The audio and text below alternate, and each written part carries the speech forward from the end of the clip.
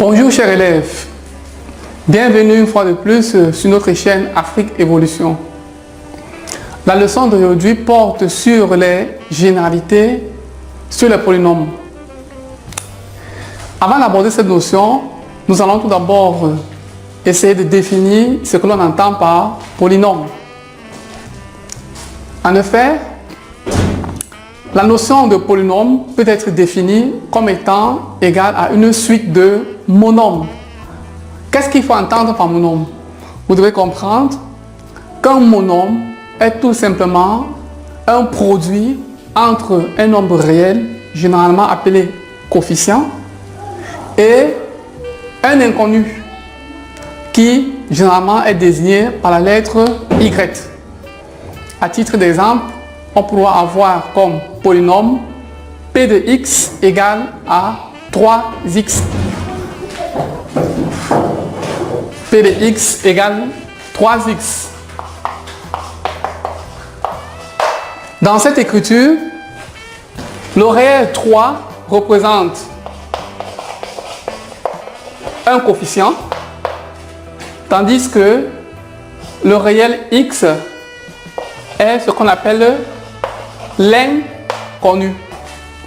Mais le produit 3x en lui-même constitue ce qu'on appelle un polynôme.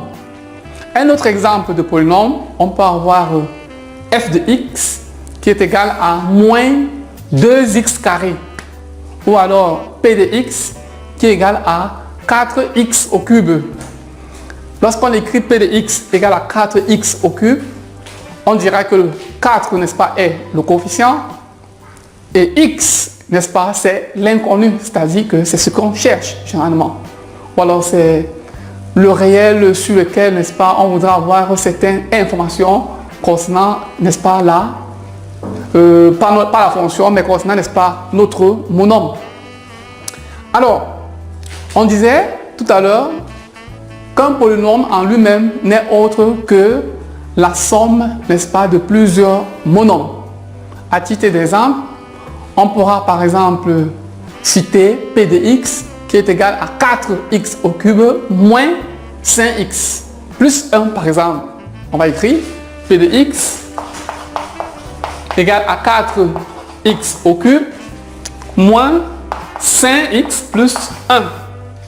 D'accord? Ça c'est un polynôme qui est issu, n'est-ce pas, de la somme de trois monômes, à savoir 4x au cube, qui est le premier monôme, moins 5x, qui est le second monôme, et 1, qui est le troisième monôme.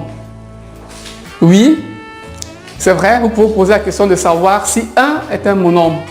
En réalité, sachez que tout nombre réel, n'est-ce pas, peut être considéré comme un monôme. Car, en fait, si nous avons comme nombre réel petit a peut être également écrit comme étant égal à petit a fois 1, c'est-à-dire petit a fois x à la puissance 0, soit a x à la puissance 0. C'est pour ça, en fait, qu'on dira que tout nombre réel est un monôme. Tout nombre réel est un monôme. Maintenant, parmi les caractéristiques, n'est-ce pas, qui tournent autour, n'est-ce pas, des polynômes, on peut avoir comme ceci le degré du polynôme. Qu'entend-on parler par degré d'un polynôme? Le degré, n'est-ce pas, d'un polynôme est tout simplement le nombre réel qui représente son plus grand coefficient, ou alors c'est tout simplement le nombre réel qui représente, n'est-ce pas, la plus grande puissance de l'inconnu. Par exemple, sur la fonction dont nous avons cité tout à l'heure, à savoir P de x, qui est égal à 4x au cube, moins 5x plus 1. Vous voyez que dans cette expression de P de x, la plus grande puissance, ou alors le plus grand exposant, n'est-ce pas, de x est 3. Parce qu'on a 4x au cube. 4x au cube. Au niveau du premier monôme, vous voyez que x est à la puissance 3. Cependant, dans le second monôme, qui est moins 5x, x est à la puissance 1. Car x n'est autre que x à la puissance 1. Donc, le degré, n'est-ce pas, de ce premier monome-ci étant 3, celui de second-ci étant 1, et celui finalement de 1 étant 0, nous voyons que le monome qui dispose, n'est-ce pas, le plus grand degré, ou alors la plus grande puissance est le premier monome, qui ici est 3. Par conséquent, on dira que notre polynôme est de degré 3. Voilà, on va donner un autre exemple, à savoir h de x égale à moins 2x plus 4. Vous voyez que dans cette écriture, la plus grande puissance, n'est-ce pas, de x est 1. Par conséquent, on dira que h de x est de degré 1. N'est-ce pas? Parmi les caractéristiques, n'est-ce pas, concernant les polynômes, on peut avoir, ou alors on peut citer, n'est-ce pas, la racine d'un polynôme. Quand dit-on qu'un réel alpha, par exemple, est racine d'un polynôme? Un réel alpha est racine d'un polynôme si ce dernier peut annuler, n'est-ce pas, le polynôme.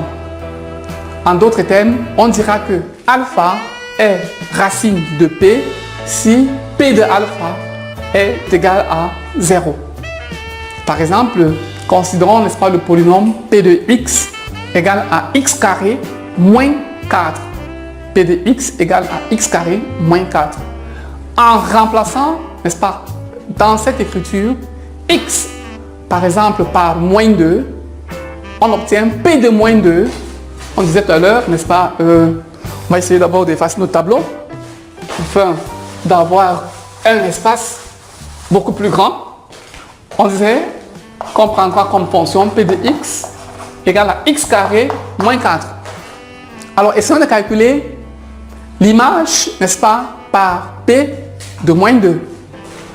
Pour cela, on va remplacer x par moins 2. On obtient p de moins 2 égale à moins 2 au carré moins 4. Or, moins 2 au carré, ça me donne 4. J'ai 4 moins 4, ce qui me donne 0. Alors, p de moins 2 étant égal à moins 2, étant égal à 0, quant à moi, on dira que moins 2 est racine de p. Nous voici, chers élèves, parvenus, n'est-ce pas, à la fin de cette première partie concernant l'étude, n'est-ce pas, des polynômes. À nous revoir sur notre site Afrique Évolution pour une autre leçon.